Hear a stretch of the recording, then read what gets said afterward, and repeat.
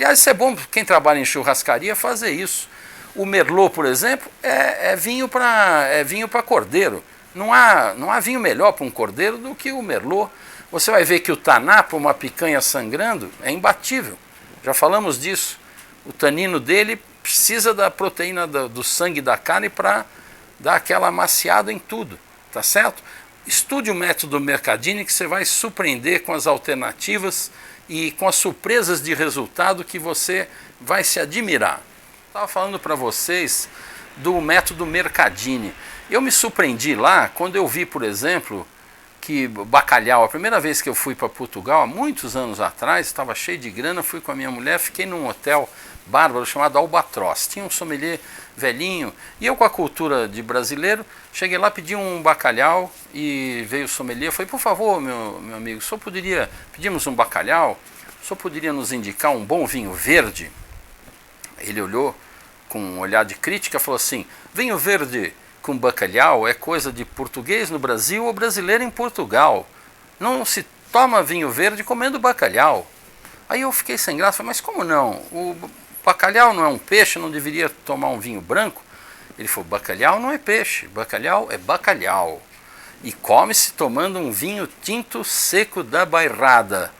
Na época, a bairrada não usava madeira para amaciar a baga, eram vinhos rústicos que eu adorava, eu gosto muito do vinho rústico, e você não sabe como ficou com o bacalhau. Mais tarde fui ver no método Mercadini, quando comecei a estudar vinho e tudo mais, e descobri isso. A untuosidade do prato pede tanino. Você teste isso na sua casa. A gente tem a cultura do vinho verde, como disse ele, dos portugueses no Brasil, por causa do calor que tem aqui, fantástico, eles se refrescavam com vinho verde. Você experimente na sua casa, no próximo bacalhau, um vinho verde, um vinho branco, que muitos preferem. Eu tenho vários amigos críticos de vinho que defendem até a morte o vinho branco barricado para o bacalhau. Eu não gosto, eu gosto de vinho tinto, com boa acidez e sem madeira para o bacalhau, fica perfeito. Faça o teste você, depois você me conta. Aprendi também no método Mercadini que você, quando precisa harmonizar, por exemplo, os pratos agridoces das comidas indianas ou da comida tailandesa, que está muito na moda, aqueles dim sum, que mistura carne de porco com camarão, tem pimenta, como harmonizar uma coisa dessa? Então lá ele ensina, nesses casos os vinhos têm que ser muito florais e tem que ter muita untuosidade. Aí você vai procurar, você cai nos Riesling, cai nos Gruner Veltliner, ficam maravilhosos com esse tipo de prato, você praticamente não sente a pimenta, os Gewürztraminer.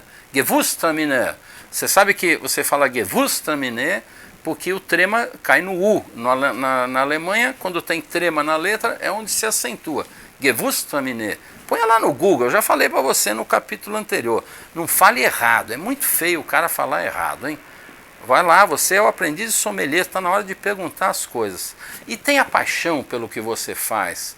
A paixão é a coisa que move o ser humano. É o entusiasmo, é ter Deus dentro de si.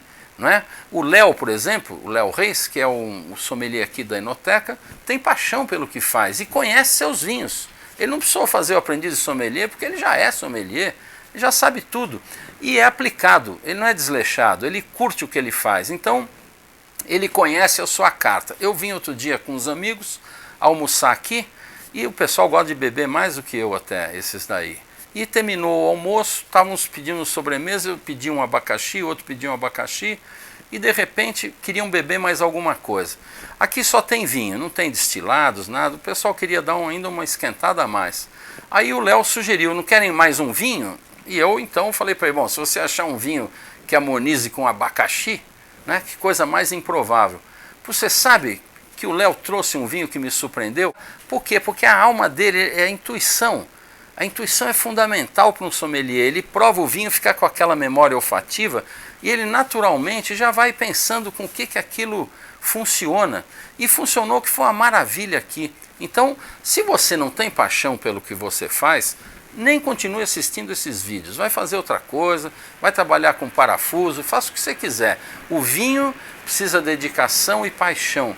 Ninguém vai para frente numa profissão que não ame. Você tem que amar o que você faz. faça com carinho, com aplicação, que você vai se dar bem. Tenha certeza. Estude o método Mercadini, que você vai ver que sucesso que vai ser a sua vida. E estude a sua carta, estude o seu cardápio, converse lá com o cozinheiro. Como é que você faz?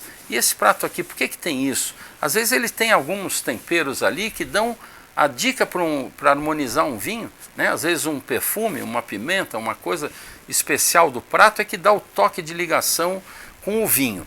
Eu separei também para você, coisa que tá uma delícia esse Sangiovese, hein? É pisado pelo Ramatiz.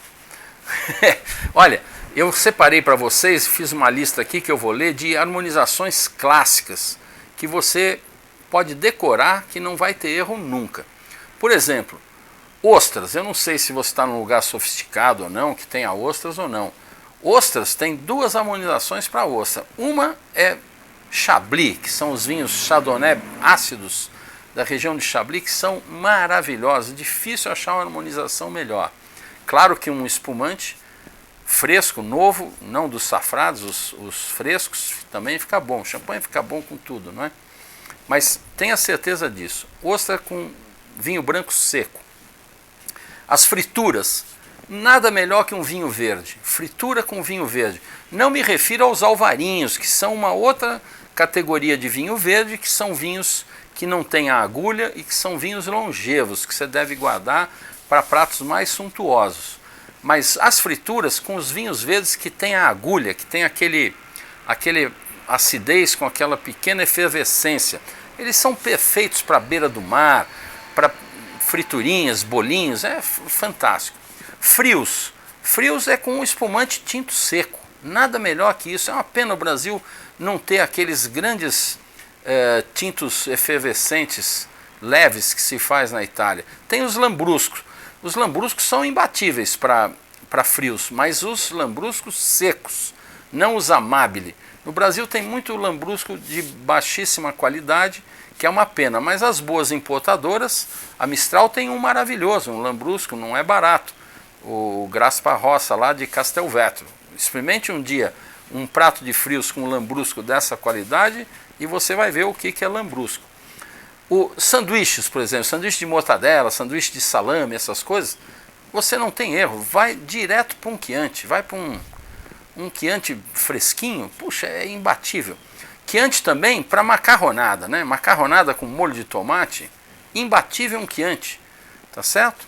Se a sua macarronada, por exemplo, tiver um molho calabresa ou tiver uma boa brachola, você já vai para um toscano mais intenso, não tem erro.